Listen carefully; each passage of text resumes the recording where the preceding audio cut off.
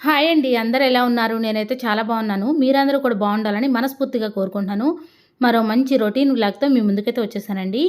ఈ వీడియోలో నేను గోంగూర నిల్వ పచ్చడి ఏ విధంగా ప్రిపేర్ చేశానో షేర్ చేస్తానండి. పులిహార గోంగూర అంటాం కదా! పులిహార గోంగూర ఒకసారి చేసి పెట్టుకున్నామనుకోండి, ఎప్పుడు కావాలంటే అప్పుడు తాలింపు పెట్టేసుకోవచ్చు. టేస్ట్ అయితే చాలా బాగుంటుంది. పులిహార గోంగూర ఉంటే మనం ఏదైనా కర్రీ చేసుకోకపోయినా సరే వెంటనే తాలింపు పెట్టుకోవడానికి ఈజీగా ఉంటుంది. పల్లీల పొడి, అలానే కారం పొడి నేను ఏ విధంగా చేస్తానో కూడా ఈ వీడియోలో షేర్ చేస్తానండి.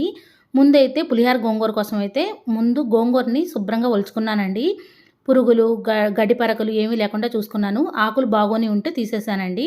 తర్వాత ఈ గోంగూరనైతే 3, 4 సార్లు అయితే కడిగానండి. ఎందుకంటే గోంగూరలో మట్టి, ఇసుక ఉంటాయి. అందుకని 3, 4 సార్లు కడిగి ఒక టవల్ మీద అయితే ఫ్యాన్ కింద ఆరబెట్టానండి. ఎండలో ఆరబెట్టనవసరం అవసరం లేదు. ఫ్యాన్ కిందే ఆరబెట్టుకోవాలి. నిల్వ పచ్చడి కాబట్టి ఎలాంటి తడి లేకుండా చూసుకోవాలి. గోంగూర మొత్తం మంచిగా ఆరిపోవాలి. ఆకుల మీద తేమ లేకుండా చూసుకోవాలండి. కొంచెం గోంగూర అయితే ఇంట్లోకి సరిపడా ఎండుమిరపకాయలతో చట్నీ అయితే చేశానండి. 5 కట్టలు తీసుకొచ్చారు. 3 కట్టలు అయితే నిల్వ పచ్చడి చేశానండి. ముందుగా కారపొడి కోసం అయితే ఒక ప్యాన్ పెట్టుకొని కొద్దిగా ఆయిల్ వేసుకొని పచ్చిశనగపప్పు అలానే మినప గుండ్లు వేసి మంచిగా ఫ్రై చేసుకుంటున్నానండి. ఇవి క్రిస్పీగా ఫ్రై చేసుకోవాలి. మాడకుండా చూసుకోవాలండి. ఈ రెండింటిని మంచిగా ఫ్రై చేసుకొని ఒక ప్లేట్లోకి అయితే తీసుకోవాలి. ముందైతే కొన్ని పల్లీలను అయితే డ్రైగా ఫ్రై చేసుకున్నానండి. కొంచెం ఆయిల్లో కూడా ఫ్రై చేసుకోవచ్చు. డ్రైగా ఫ్రై చేసుకున్న పల్లీలతో అయితే పల్లీల పొడి చేస్తూ ఉంటాను. స్టవ్ని సిమ్లో ఉంచి పల్లీలు మంచిగా వేగేలాగా ఫ్రై చేసుకోవాలని పక్కన పెట్టుకున్నాను. ఇక్కడ పచ్చిశనగపప్పు, మినపగుండ్లు అయితే మంచిగా వేగిపోయాయండి. ఇందులో అయితే ఎండుమిరపకాయలు వేసుకొని ఒకసారి పల్లీల పొడి చేసుకున్నారనుకోండి, మీరు చట్నీ చేయకుండానే కొంచెం చింతపండు రసం కలిపి చట్నీ అయితే ప్రిపేర్ చేసుకోవచ్చండి. మనకి 5 నిమిషాల్లో చట్నీ రెడీ అవ్వాలంటే మన ఇంట్లో పల్లీల పొడి రెడీగా ఉండాలి. పల్లీల పొడి ఏ విధంగా చేస్తానో కూడా షేర్ చేస్తాను. నూనె ఏమీ వేయకుండా పల్లీలు అయితే వేయించి పక్కనైతే పెట్టేసుకున్నానండి. ఒక ప్లేట్లోకి అయితే కొన్ని పల్లీలు తీసుకున్నాను. అలానే వేయించి పెట్టుకున్న పచ్చిశనగపప్పు, మినపగుండ్లు అయితే తీసుకున్నానండి. ఈ విధంగా పక్కన ఉంచుకున్న తర్వాత ఒక మిక్సీ జార్ తీసుకొని ముందైతే పల్లీల పొడి ప్రిపేర్ చేస్తూ ఉన్నానండి. పల్లీల పొడి కోసం అయితే వేయించుకున్న పల్లీలు వేశాను.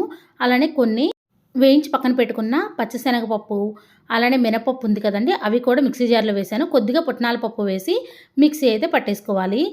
వేయించి పెట్టుకున్న పల్లీల్లో సగం పల్లీలు అయితే కారం పొడిలో వేద్దామని ఒక ప్లేట్లోకి అయితే తీసుకున్నాను. అలానే పచ్చిశనగపప్పు, మినపగుండ్లు కూడా పక్కన పెట్టేసుకున్నానండి. అదే ప్యాన్లో కొద్దిగా ఆయిల్ వేసుకొని ఎండుమిరపకాయలను అయితే వేసుకున్నానండి. కారం పొడి కోసం ఎండుమిరపకాయలు గలగల అనేంత వరకు వేయించుకోవాలి. మాడిపోకుండా చూసుకోవాలండి. ఇదైతే పల్లీల పొడి కోసం. పల్లీల పొడి అంటే ఏమీ లేదండి. పల్లీలను అయితే మంచిగా వేయించుకోవాలి సిమ్లో పెట్టి. ఆ పల్లీలను మిక్సీ జార్లోకి తీసుకున్న తర్వాత కొద్దిగా పుట్నాల పప్పు వేసి 2 వెల్లుల్లిపాయ రెబ్బలు వేసి కొద్దిగా సాల్ట్ వేసుకొని మిక్సీ పట్టుకోవడమే. ముందుగా పల్లీలు, పుట్నాల పప్పు పౌడర్ చేసుకున్న తర్వాత అందులో వెల్లుల్లిపాయ రెబ్బలు, ఉప్పు వేయండి. ఇలా చేయడం వల్ల పల్లీల్లో ఉన్న ఆయిల్ ఉంటుంది కదండి, బయటికి రాకుండా ముద్దగా అవ్వకుండా ఉంటుంది. సాల్ట్ ముందే వేస్తే ఏమైందంటే పౌడర్ లాగా రాకుండా ముద్దగా వస్తుంది. ఈ విధంగా మిక్సీ పట్టుకున్న తర్వాత తగినంత కారం వేసుకోవాలండి. చూసి వేసుకోవాలి. కారం చూసుకొని కావాలంటే మళ్ళీ కారం కలుపుకోవచ్చు. ప్లేట్లో తీసుకున్నాకైనా కారం కలుపుకోవచ్చు. అంతే అండి, పల్లీల పొడి అయితే రెడీ అయిపోయింది. సింపుల్గా పల్లీల పొడి అయితే రెడీ చేసి పెట్టుకోవచ్చు అండి. ఈ విధంగా పెట్టుకున్న దాన్ని కొంచెం ఆరిపోవాలండి వేడి. ఆరిపోయిన తర్వాత ఒక డబ్బాలో స్టోర్ చేసుకుంటే నెల రోజుల వరకైనా ఈ విధంగా ఫ్రెష్గా ఉంటుందండి. మీరు కావాలంటే ఫ్రిడ్జ్లో పెట్టుకున్నారనుకోండి ఇంకెక్కువ రోజులే ఉంటుంది. కారం సరిపోకపోయినా, ఉప్పు సరిపోకపోయినా వేసుకోవచ్చు. ఈ పల్లీల పొడి అయితే అన్నంలోకి, ఇడ్లీలోకి చాలా బాగుంటుందండి. మీరు చట్నీ చేయడానికి టైం లేదనుకోండి, ఈ పల్లీల పొడిలో కొంచెం చింతపండు నానబెట్టి ఆ రసాన్ని కలిపి చట్నీలాగా కూడా తినొచ్చండి. టేస్ట్ అయితే నిజంగా చాలా చాలా బాగుంటుందండి. మనకు టైం లేనప్పుడు ఈ పల్లీల పొడితోనే చట్నీ చేసుకోవచ్చు. ఇక్కడ కారపొడి కోసం అయితే ఒక ప్లేట్లోకి పల్లీలు తీసుకున్నాను. అలానే పచ్చిశనగపప్పు, మినపప్పు అయితే వేయించి పక్కన పెట్టుకున్నాను కదండి. ఇక్కడ ఎండుమిరపకాయలు కూడా వేగిపోయాయి. ఈ విధంగా గలగల అనాలండి. ఈ విధంగా గలగల అనేటప్పుడు కొద్దిగా ధనియాలు వేసుకోవాలి. ధనియాలను కూడా మంచిగా ఫ్రై అవ్వనివ్వాలి. నేనైతే కరివేపాకు వేయడం మర్చిపోయానండి. పక్కన పెట్టి చూసుకోలేదు, మర్చిపోయాను. కరివేపాకు వేయండి, టేస్ట్ బాగుంటుంది. అలానే జీలకర్ర కూడా వేసుకోవాలి.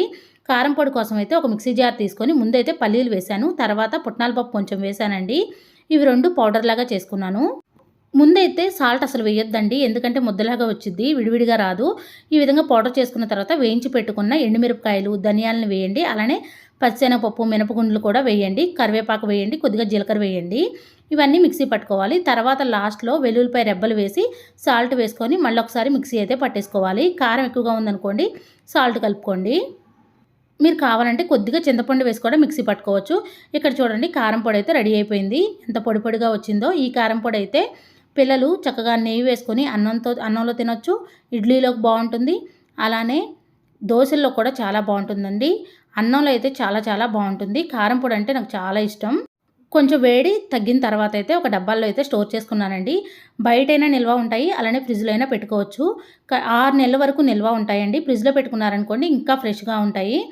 చక్కగా కారపొడి ఇంట్లో ఉందనుకోండి, ఎప్పుడన్నా కూర చేయకపోయినా సరే వేసుకొని తింటారు. పిల్లలు ఎంతో ఇష్టంగా తింటారండి కారం పొడిని. దోసల్లోకి బాగుంటుంది. ఇడ్లీలకైతే చాలా చాలా బాగుంటుంది. కారం పొడి అయిపోయిన తర్వాత నేనైతే గోంగూర నిల్వ పచ్చడి అయితే పెడతాం కోసం గోంగూరనైతే శుభ్రంగా కడిగానండి. ఒక టవల్ మీద ఈ విధంగా ఆరబెట్టాను. గోంగూర ఫ్యాన్ కింద ఆరబెట్టేసిన తర్వాత ఆరేంతలోపు ఒక ప్యాన్ పెట్టుకొని డ్రైగానే అండి ఒక స్పూన్ మెంతులు, ఒక స్పూన్ ఆవాలు వేసి మంచిగా ఫ్రై చేసుకున్నాను. మిక్సీ జార్లోకి తీసుకొని పౌడర్ లాగా చేసి పక్కన పెట్టుకున్నానండి. ఈ గోంగూర అయితే మంచిగా ఆరిపోయింది. ఆరిపోయిన తర్వాత ఒక ప్యాన్ పెట్టుకొని కొద్దిగా ఆయిల్ వేసుకొని గోంగూరని ఫ్రై చేసుకోవాలండి. గోంగూర విడివిడిగా వస్తే నిల్వ పచ్చడి అయితే చాలా బాగుంటుంది. మనం తినేటప్పుడు కూడా నోటికి తగులుతూ ఉంటుంది గోంగూర ఆకైతే. అయితే గోంగూరలో ఎలాంటి తేమ లేకుండా చూసుకోవాలండి. తేమ ఉందనుకోండి ముద్దగా వచ్చేస్తుంది. తేమ లేకపోతే విడివిడిగా వచ్చేస్తుందండి. నేనైతే ఈ విధంగా గరిటెతో తిప్పుతూ సిమ్లో పెట్టి మంచిగా మగ్గించుకున్నాను. మగ్గించుకున్న తర్వాత కారం అయితే కలుపుకోవడమే అండి. ఇక్కడ ఒక 2 నిమిషాల పాటు మంచిగా మగ్గించుకుంటున్నాను. అంతా గోంగూర అంతా ఒకసారి మగ్గించుకోకూడదు. బ్యాచ్లుగా వేయాలండి. కళాయిలో సరిపోయేంత వరకు వేసి మగ్గించుకోవాలి. మరీ ఎక్కువగా వేశారనుకోండి ముద్దగా వచ్చేస్తుంది. నాకైతే గోంగూర విడివిడిగానే వచ్చింది. ఈ లోపైతే ఒక నిమ్మకాయ సైజ్ అంత చింతపండుని అయితే కొద్దిగా వేడి నీళ్ళలో నానబెట్టుకున్నానండి. మీరు ముదురు గోంగూర తీసుకుంటే నిల్వ పచ్చడికి బాగుంటుంది. ఒకవేళ గోంగూర పులుపు తక్కువగా ఉందనుకోండి చింతపండు వేయొచ్చు. పులుపు ఎక్కువగా ఉందనుకోండి చింతపండు వేసే పని లేదు. నేను తీసుకున్న గోంగూర అయితే పులుపు ఉంది. అందుకని నేను ఒక నిమ్మకాయ సైజ్ అంత చింతపండుని నానబెట్టేసి ఉడకబెట్టేసుకున్నాను. ఫస్ట్ టైం అయితే గోంగూరని వేయించి పక్కన పెట్టేసుకున్నానండి. ఇది రెండోసారి. నేనైతే ఎక్కువ గోంగూర నేను తీసుకోలేదు. ఎక్కువ మొత్తంలో చేసేటప్పుడైతే కొంచెం పెద్ద కళాయి పెట్టుకోవచ్చు. నేనైతే 2 కట్టలే తీసుకున్నానండి. కొంచెం గోంగూరే అయింది. నేనైతే ఫస్ట్ టైం చేస్తున్నాను. కానీ టేస్ట్ అయితే చాలా చాలా బాగుందండి. తాలింపు పెట్టకుండా కూడా తినొచ్చు. మీరు ఈ విధంగా చేసి పెట్టుకున్నారనుకోండి పిల్లలకి ఎప్పుడు కావాలంటే అప్పుడు పెట్టొచ్చు. పిల్లలైతే గోంగూరని ఇష్టంగా తింటారు. గోంగూర అయితే ఆరోగ్యానికి కూడా చాలా మంచిది. గోంగూర నిల్వ పచ్చడి అంటే మీలో ఎంతమందికి ఇష్టమో కామెంట్ చేయండి. దీన్నే పులిహార గోంగూర అని కూడా అంటారు. వేడి నీళ్ళు వేసాను కదా చింతపండు గుజ్జు అయితే మంచిగా వచ్చిందండి. ఈ విధంగా చేత్తో పిసుక్కోవాలి. చింతపండు రసం తీసేటప్పుడు ఎక్కువగా వాటర్ వేయకండి. ఎందుకంటే వాటర్ వేసారనుకోండి ఎక్కువసేపు ఉడకడానికి టైం ఎక్కువ పడుతుంది. ఇక్కడైతే గోంగూర అయితే మంచిగా ఫ్రై అయిపోయింది. ఇలా ఫ్రై అయిపోయిన గోంగూరని ఒక తాంబూలం అంటారు కదండి, తాంబూలం కానీ వెడల్పు గిన్నెలో కానీ తీసుకోవాలి. ఇక్కడైతే మెంతులు ఆవాలని పౌడర్ చేసుకున్నాను. గోంగూరని కొలుచుకోవాలండి. 4 గిన్నెల గోంగూరకి ఒక అరగిన్నె కారం, పావు గిన్నె అంటే అరగిన్నె కన్నా తక్కువగా ఉప్పు పడుతుంది. ఉప్పు అయితే చాలా తక్కువగా వేసుకోవాలండి. కావాలంటే మళ్ళీ చూసి వేసుకోవచ్చు. 4 గిన్నెలకి ఒక అరగిన్నె కారం పట్టిద్దండి. నూనె అయితే ఒక గిన్నె పట్టిద్ది 4 గిన్నెలకి. ఇక్కడ నేను వేయించుకున్న గోంగూరని ఒక బౌల్లోకి అయితే తీసుకున్నానండి. వేయించుకోవడానికి అలానే గోంగూరలో కలుపుకోవడానికి ఒక బౌలు ఆయిల్ అయితే పడుతుంది. ఒక 2 వెల్లుల్లిపాయ రెబ్బలను తీసుకొని దంచుకొని ఈ విధంగా వేసుకోవాలండి. ఇలా వెడల్పుగా ఉన్న బౌల్లో వేయడం వల్ల కలుపుకోవడం ఈజీగా ఉంటుంది. నేనైతే 2 వెల్లుల్లిపాయలను తీసుకొని దంచి వేసుకున్నాను. తక్కువగా తీసుకున్నాను కాబట్టి ఒకవేళ కేజీ గోంగూర అనుకోండి 4, 5 వెల్లుల్లిపాయలని దంచి వేసుకోండి. ఈ గోంగూరలో అయితే మెంతులు ఆవాలు కలిపిన పౌడర్ ఒక స్పూన్ వేశాను. అలానే 4 గిన్నెల గోంగూరకి ఒక అరగిన్నె అండి అరగిన్నె కారం అయితే వేశాను.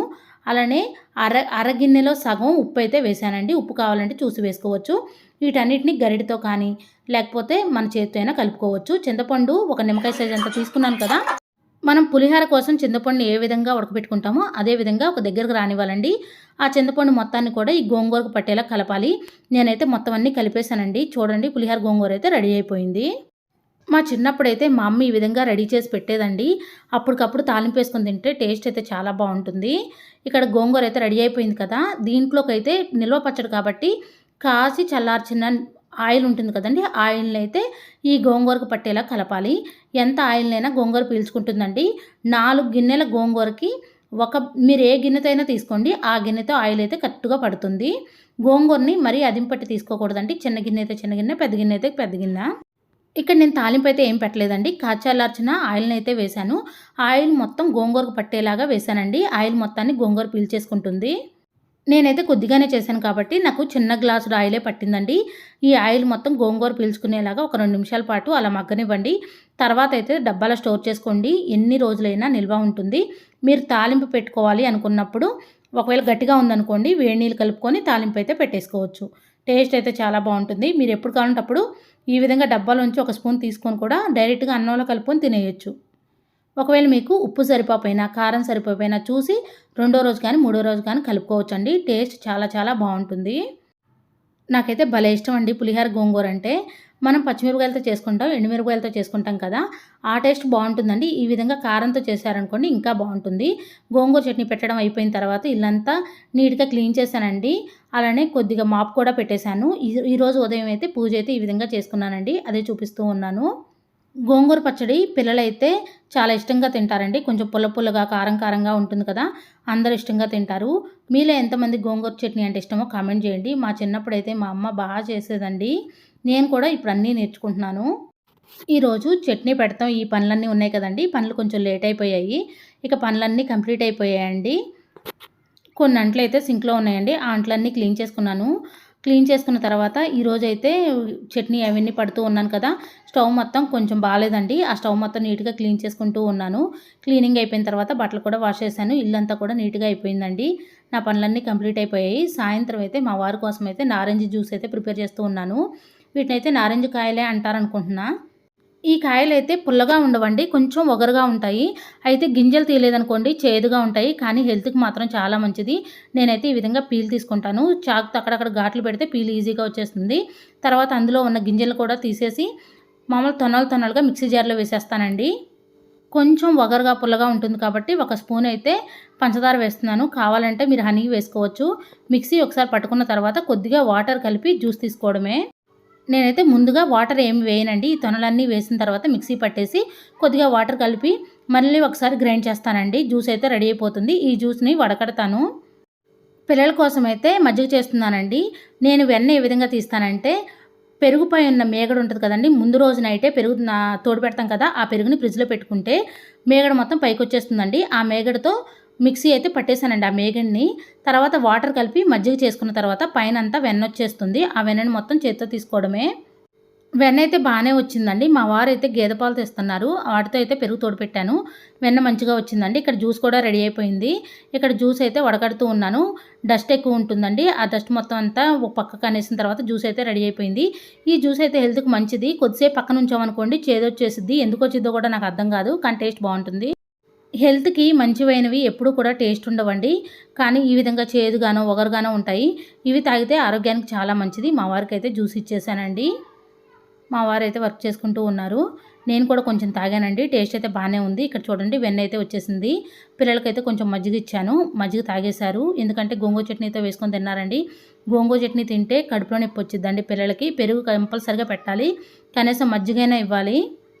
ఈ విధంగా వెన్నపూస అయితే వచ్చిందండి. ఈ వెన్నపూసని అన్నంలో మామూలుగా చెక్కలు చేసినప్పుడు వాడతాం కదా! అలా ఇలా ఫ్రెష్‌గా ఉన్న వెన్నపూస వాడండి చాలా బావుంటుంది. ఇక్కడ నేను మీగడతో అయితే మజ్జిగ చేశానండి. కానీ వెన్నపూస తీశాను కదా! మజ్జిగ అయితే అంత టేస్ట్ లేవు. కానీ మా పిల్లలైతే తాగేశారులేండి. మనం వేడి చేసి తిన్నప్పుడు కానీ ఖచ్చితంగా మజ్జిగ అయితే తాగాలండి. మా పిల్లలకైతే మజ్జిగ కలిపిచ్చాను. నేను కూడా కొంచెం తాగాను. ఇక్కడ వెన్నపూస తీశానండి. నేనైతే ఫస్ట్ టైమ్ తీశాను. బానే వచ్చింది అనిపిచ్చింది. మా వారికైతే జ్యూస్ కలిపాను కదా! అంట్లన్నీ చాలా ఉన్నాయి. అవన్నీ కూడా డస్ట్ మొత్తం కవర్‌లోకి వేసాను. ఇవన్నీ నీట్‌గా క్లీన్ చేసుకున్నానండి. ఇవన్నీ క్లీన్ చేసుకోవడానికి ఒక పావు గంట అయితే పట్టేసిందండి. నైట్ డిన్నర్‌లోకైతే మా వారికి పకోడీలు వేశాను. అలానే ఆలు బజ్జీలు కూడా వేశానండి. ఆలు బజ్జీలు వేసిన తర్వాత మేమైతే తినేసాము. మా బాబుకైతే ఆనియన్ ఫ్రై అయితే ప్రిపేర్ చేస్తూ ఉన్నాను. నాకసలు ఓపిక లేదండి. అందుకే వీడియో షూట్ చేయలేదు. ఆలు బజ్జీలు వేసినప్పుడు మా వారి కోసం అయితే రాగి జావ ప్రిపేర్ చేశానండి. నేనైతే మా వారికి ప్రతిరోజు కూడా రాగి జావ ప్రిపేర్ చేస్తూ ఉంటాను. మా వారైతే ఇష్టంగా తాగుతారండి రాగి జావని. పిల్లల కోసం అయితే ఆనియన్ ఫ్రై అయితే రెడీ చేస్తూ ఉన్నాను. అన్నం కూడా రెడీ అయిపోయింది. ఇంక అంట్లు కడగాలి.